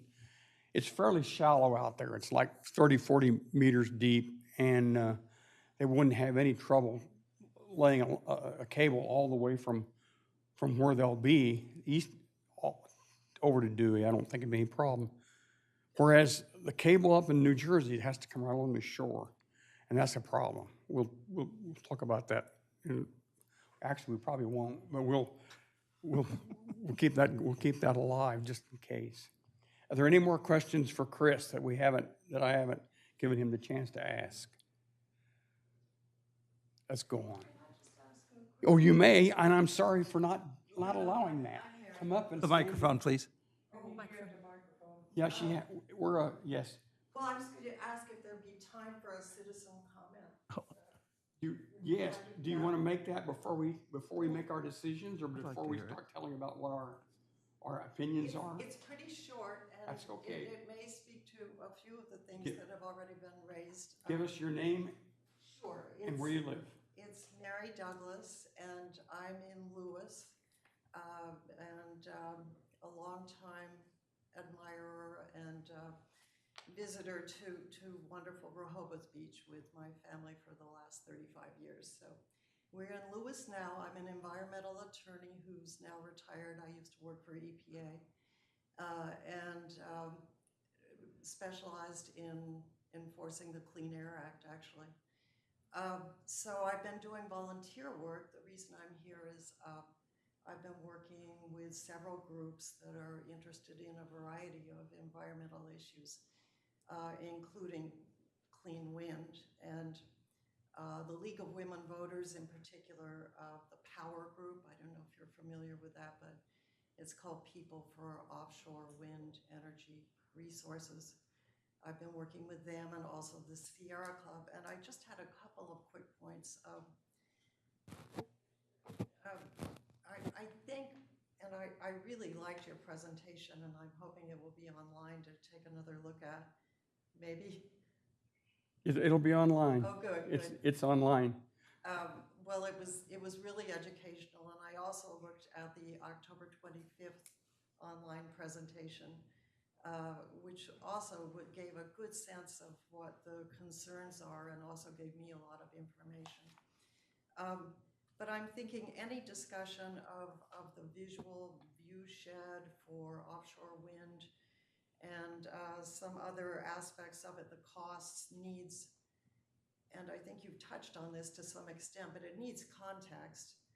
And DENREC, for instance, and also NOAA, the National Oceanographic and Atmospheric Administration, estimate that if we don't do anything significant with reducing greenhouse gases, that we'll have sea level rise by the end of the century by around 2100 of around 5 feet, which it's sort of hard to envision, but it's a lot. And if you go to a website that NOAA runs, you can actually look at your own house and see how sea level rise will affect it. It's noaa.gov/SLR, sea level rise. So because Delaware in particular has so many rivers that are affected by the tides, tidal rivers, there would be tremendous changes in habitable land in Delaware, in the next 50 years. And DENREC estimates that we'll lose about 11% of our Delaware land to ocean water, which is pretty stunning. That means the Broadkill, the Delaware River, I guess the Christiana, I'm trying to think of all the Indian, all the areas around there where people live now would be uninhabitable unless we take really broad strokes as a country, as a world. So I think, when I hear people talking about the view sheds, I know it's significant, but erosion is also another huge problem, and I begin to wonder whether we're going to have much of a beach left in the big scheme of things unless we take really big actions to substitute clean energy for fossil fuels. So it's like we're unwinding the Industrial Revolution. And, you know, when I hear Mike and Chris talking about how incredibly clever these cable systems that go 60 feet underground are and how they'll hook up to the grid, I mean, it's fascinating. We were clever enough as a species to get into this, and we're clever enough to get out of it. But we really have to kind of think about the big picture. Now, I did want to say too, and how Commissioner Howard, I'm sorry, I don't know anybody's last name. That's all right. Go right ahead. But mentioned that Delaware has really not entered into any PP. We have no agreements with anybody. correct. We have no contracts. It's That's all correct. Maryland. All other states up and down the Atlantic seaboard, from Maine to North Carolina, are embracing offshore wind to reduce fossil fuels. Delaware has not done that, but there's 17 major wind projects going on now, and I think Vineyard Winds, if I'm not mistaken, is going to be the first online. And they're huge, and of course we talked a lot about cost, but they've come way, way down, partly because there's so many of these projects. But DENREC made an interesting comment. It sort of points in a direction that they might want to at least have a placeholder on offshore wind. And it's in the context of these call areas that you mentioned, Commissioner Legree. DENREC said in their comment to BOEM, while no procurement commitment or goal has been established, the state of Delaware has an interest in keeping options open for the future development of offshore wind as a climate change mitigation strategy in support of Delaware's target of achieving 40% renewable energy by 2035. And I know I and some others in various groups are working too on possibly having those goals ratcheted up a little more. I think the national goals are a reduction of 50% of fossil fuels by 2030. So it would be great if we could even match that. So DENREC's giving us clues. They haven't done anything yet. But also costs are dropping, and I did want to mention this. This is kind of interesting. If only the market price is considered, the cost of offshore wind power is within the range of Delmarva's recent power purchases. And Dr. Kempton, who's sort of the oracle on all of these wind issues, said in a recent Senate hearing, the cost has dropped in half. This is why Delaware wasn't even interested in 2017. It was too expensive. But he says there's been a very large market created. It's not just 2 or 3 projects. It's enough projects where it's worth building a factory, getting some ships that are specialized. That threshold has been reached and passed. So he also said, and I can't emphasize this enough, if the external costs are added to both wind and conventional power, the cost of offshore wind power is less than half of the cost of our current power. Now, what does that mean, external costs? Well, it's basically health and environmental costs. Right now, I grew up in Pasadena, California as an asthmatic kid, so in the 50s. So I have sort of a special interest in what happens in the way of health amelioration. Oh dear, I'm sorry. I'm sorry. I'm talking too long, I can stop. Take care, Craig. Well, anyway, the health impacts, the less hospitalizations for people with heart disease, people with lung disease, children with asthma, they are tremendous and they can be quantified. Economists know how to do this. Also, the environmental costs of not dealing eventually with huge climate events, weather events, those things are very costly. We all know that. We see it all over the country. So that's just something to keep in mind as a benefit, that's a cost benefit, that's not a dollars and cents exact benefit, but it will be there. And also things like days that are lost from work and school will be reduced. Better health means lower costs. And of course, reduced greenhouse gases will eventually mean sharply reduced costs of dealing with beach erosion. I mean, we're going to suffer. There may not be much beach to sit on to look at the viewscape if we don't take strong actions now. So thank you so much for Thank you. listening. Thank you. Jay, you've asked me a couple of times to start. Would you like for me to start running Start through some now. of these questions? Yes. Okay, I'm going to try and make this fairly quick because I know we've got a lot of comment. But first of all, thank you very much for your comments. And I couldn't agree with you more. I start from a place that says if we don't do something about climate change, you're exactly right. We won't have to worry about the beach. We won't have to worry about Rehoboth Beach. It'll be underwater in time. And I think sea level rise is a major part of that. So if I start there, the question that I ask is if we are in effect advising the governor or giving our input through channels to the governor, then my question would be, what do we need to do for Delaware to responsibly develop wind energy or make an agreement to purchase wind energy from what's going on off of Maryland or however we do this? But I think renewable energy and wind energy are a part of our future or should be a part of our future. And there are just a couple of points I want to make along the way. One is that everybody's concerned about the viewshed. And Jay, you gave us hundreds, if not thousands of pages to read.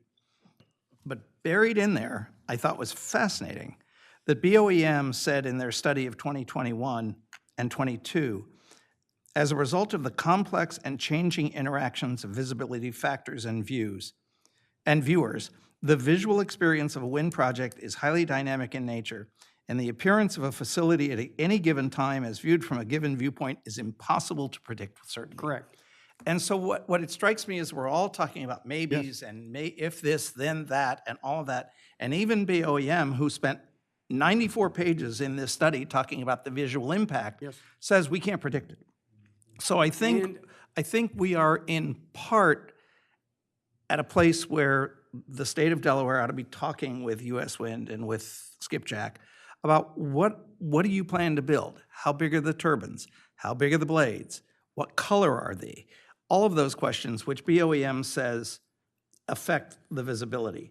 But in the end, in reading what I've read, A, there's no definitive answer, and B, if there's a trend at all, it's to, yes, there will be visual impact, but it's not going to be a significant enough to disrupt our view of the ocean. We will still be looking at the ocean. We will still watch the waves come in. We will still be able to get in the ocean, all of those things. And, one of the things I thought was also fascinating, and I know you want to get to this at some point, and maybe we talk about the historical nature of the boardwalk another time, but BOEM looked specifically at the historic properties in New Jersey. Yes. And their conclusion was, due to the distance and the open viewshed, the integrity of the project's properties would not be so diminished as to disqualify any of them from National Historic Property eligibility. And again, they said, you have to avoid shipwrecks, you have to avoid archaeological projects and all of that. But what makes historic properties historic in almost every case, at least in the projects they looked at in New Jersey, was not the viewshed. It was the property itself. So I come to the conclusion that we'd love to have a discussion sometime about whether the boardwalk needs to be a historic property, but that the wind farms are not going to affect that decision and in fact wouldn't affect our eligibility. So I guess to summarize, if I'm going to give advice to the governor, I want to say, how do we get to yes? How do we get to something that we can all feel comfortable with, or at least most of us can feel comfortable with? My concern, as you can tell from my questions, is not so much the viewshed, but those connections as they come on shore. And if they're not going to be in Rehoboth Beach, I'm not sure why we're discussing it at all, because we have no jurisdiction. But if they begin to propose cables that come onto or under Rehoboth Beach, then I think we've got a serious discussion to have. And I think we ought to be vigilant, and I think we ought to be looking out for that. Other than that, this is all affects us in the universal sense. But as I say, if the wind farms are offshore and the cables don't come into Rehoboth Beach, I don't know that the city has any official jurisdiction. And so what we ought to be doing is giving input, as you said, to the mayor, who gives it to the coastal towns, who gives it to the governor, to say, how do we get to yes? What is, hold on. Oh, by the way, this is the diagram that you saw. This is the area in the middle of the town of Ventnor. And these are the wind farms that are around them that the BOEM said had adverse visual impact on these in the historical properties. But you can see the concentric circles out.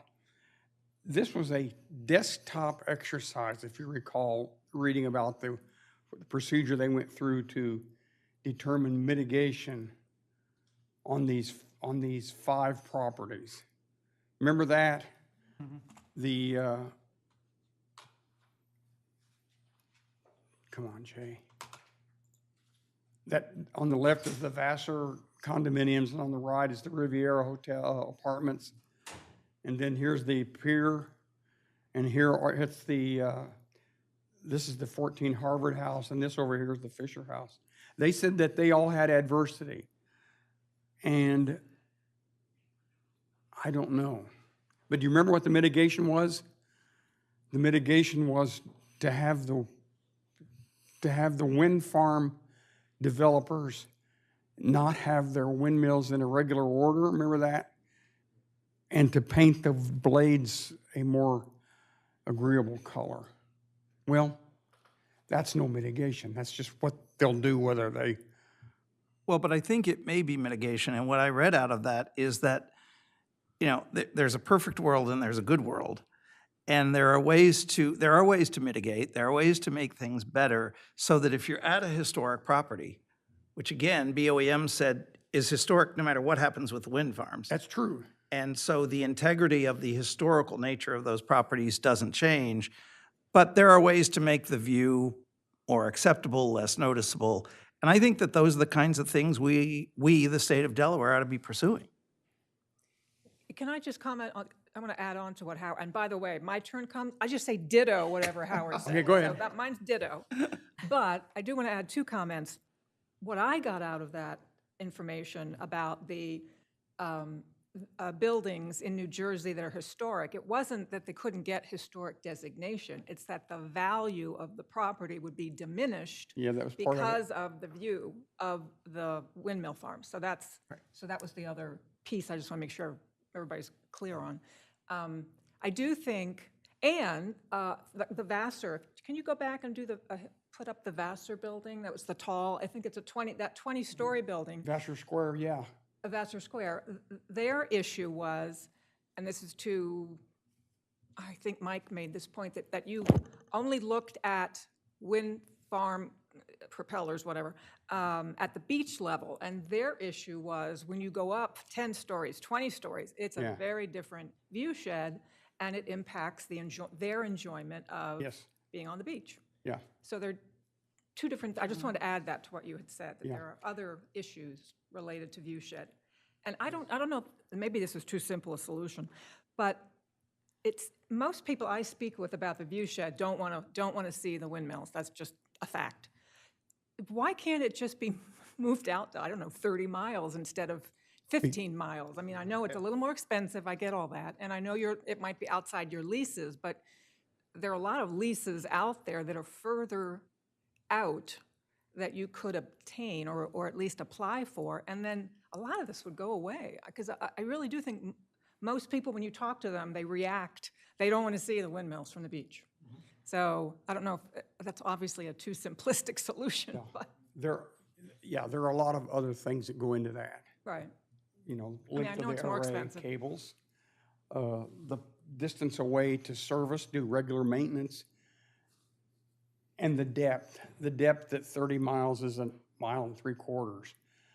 the depth at 26 miles is just the edge of the shelf. And I think we're looking at, I don't know, not even 200 meters out there. But we can put ground-based anchored, seafloor anchors up until that point. Once you get out over the shelf, you gotta have floating, which is a entirely different situation. But to continue with, and I could ask, go ahead. Sure, yeah.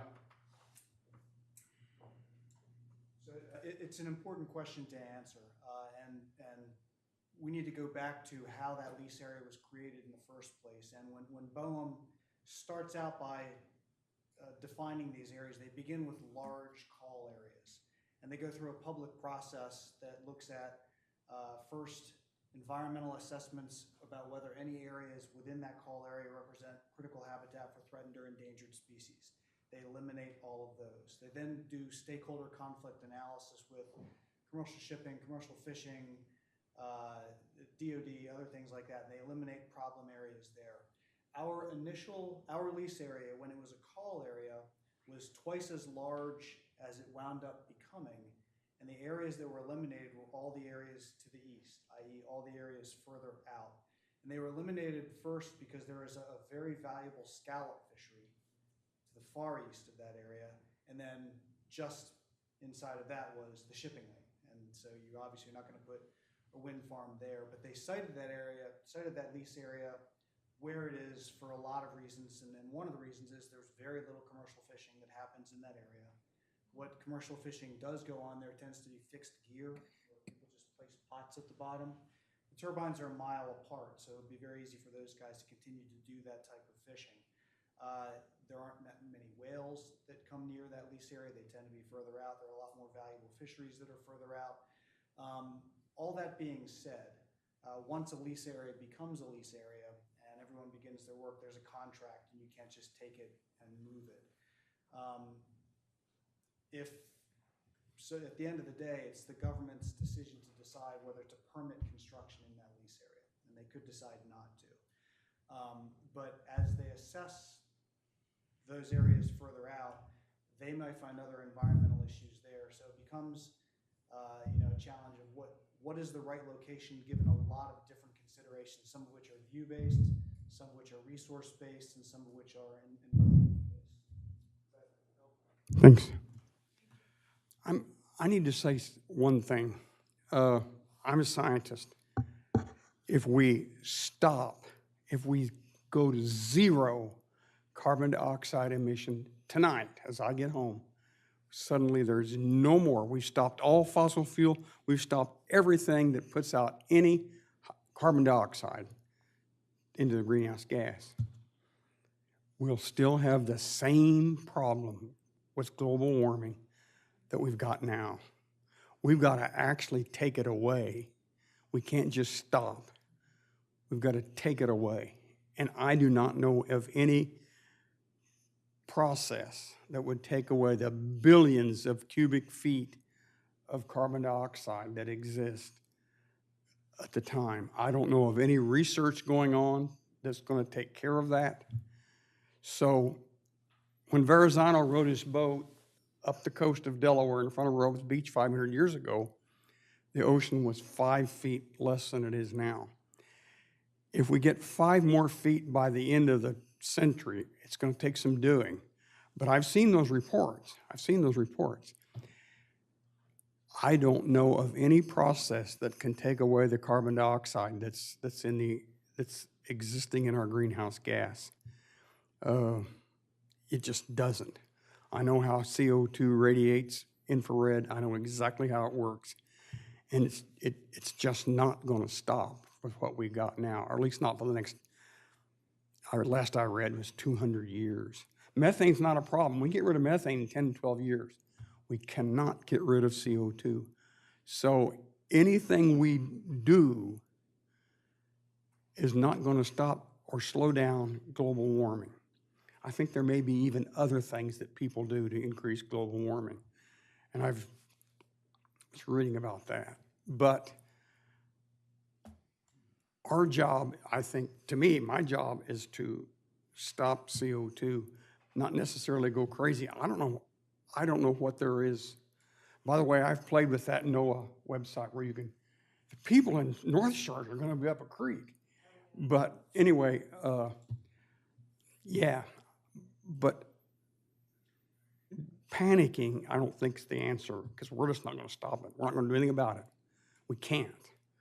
We can hold it maybe, but even that is difficult. The way the sun works, the way the reflection of heat back up into the atmosphere and the way that that's attenuated by the greenhouse gases is gonna just keep right on going. We're not gonna stop it. Mr. Chairman? Yes. I think we're kind of getting in the weeds a We little sure bit are. with that. I think we need, because we have 5 minutes left in our allotted time, and we still have 4 of us that still need Go. to give our comments. I think we ought to just, finish with that, and then anything else. we I have think to I know finish with, what we we're can going to go give with. Stan on Howard and Patricia. We need to hear from the rest of the committee. I made copious notes.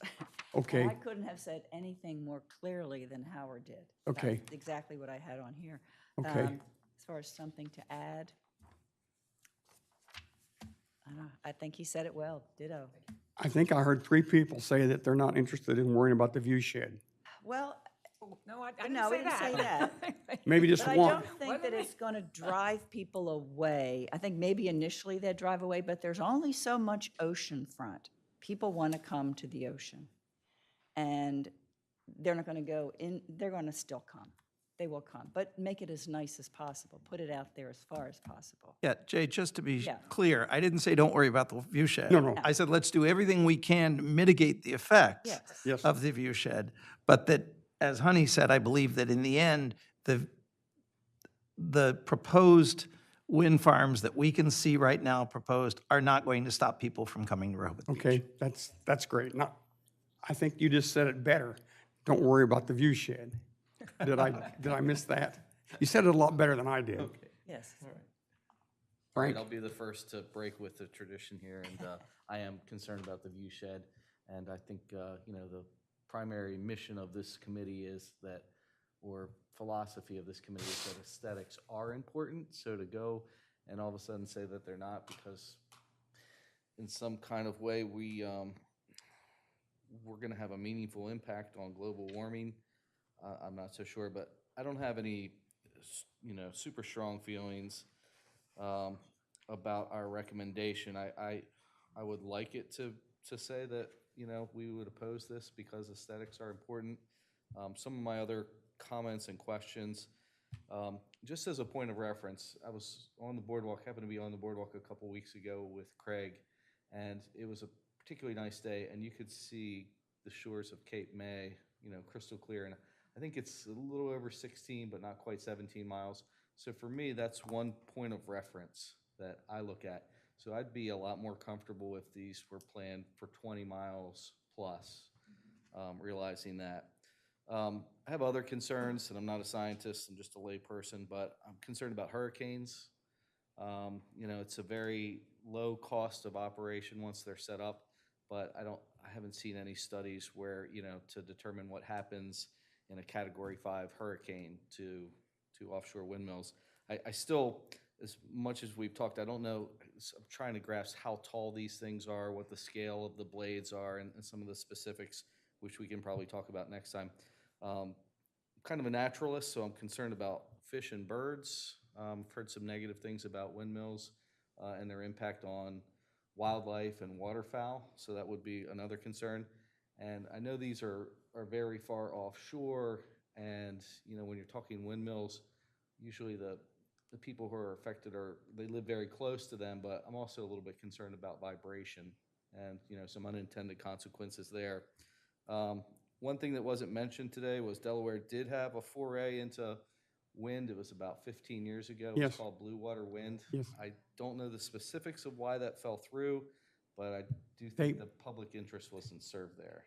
Yeah, they had found out that the prices weren't right, and they lost their backing, and they couldn't continue to make payments. The last payment they made, I think, was November of 2011, and they gave Delmarva Power $2 million back that they had been holding in reserve but it was a money thing, and they decided that their backing fell through, and they were not going to be able to make their PPA. Well, those are my concern. On the other side, I think there's some great environmental benefits to wind and solar, for that matter. Jimmy? I'll just chime in, echoing what my other associates have said too. I'm going to lean more on with Frank. I think the key is, and I've talked to a lot of friends of mine who are in Europe, and their stance on it now is they're cleaning up some messes, and it does have an adverse effect on the view shed. And what a lot of people have said is a lot of the resort towns people are going where they don't see it.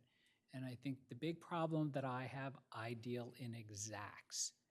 I am fact only, keep me out of the weeds. I don't care what could happen, the facts. And all of the reading that I've done, and I've done probably as much, if not more than you, no one can answer whether you're going to be able to see this.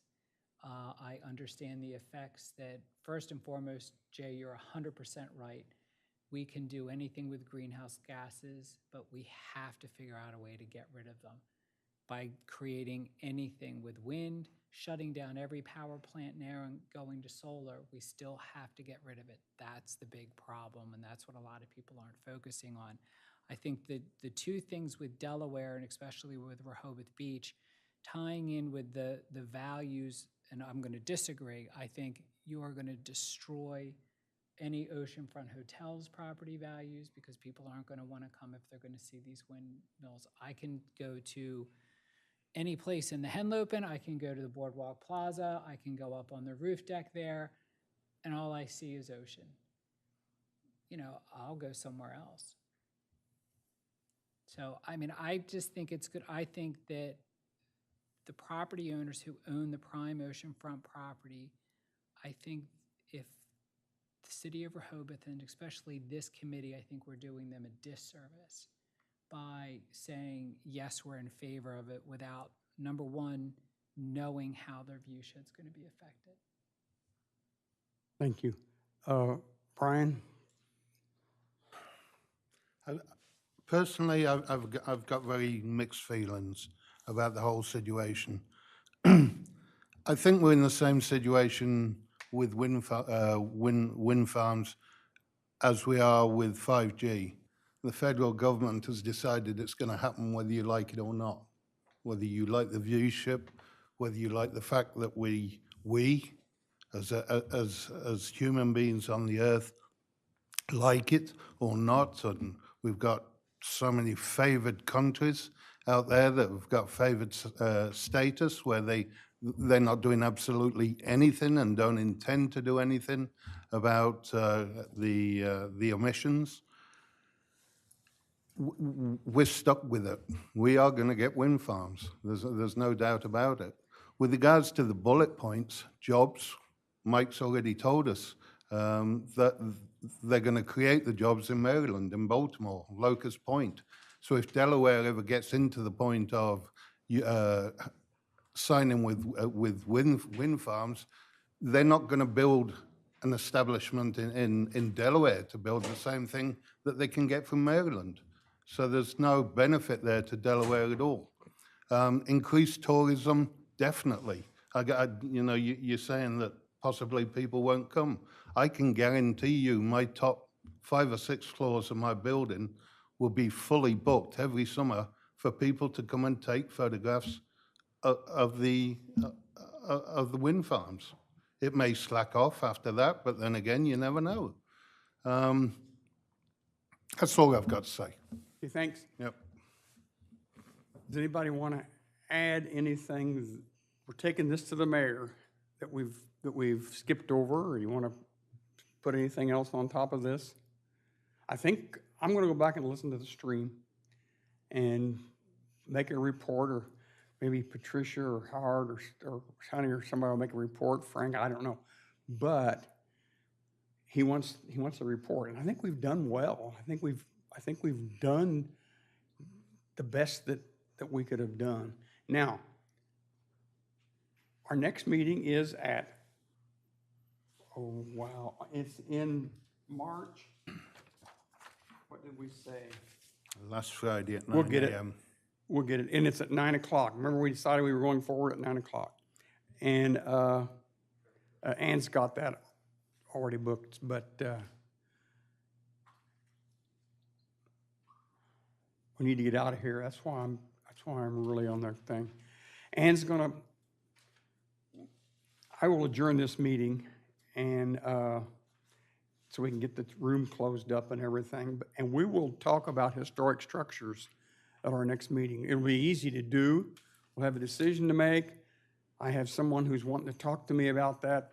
They've heard that we're talking about that, and they want to get us all squared away and on our path. But it's probably going to be more than that. But anyway, that's what we'll talk about at the next meeting. And with that, we're adjourned. If we want to have a discussion, we can discuss outside so Ann can lock up. Okay. Jay, just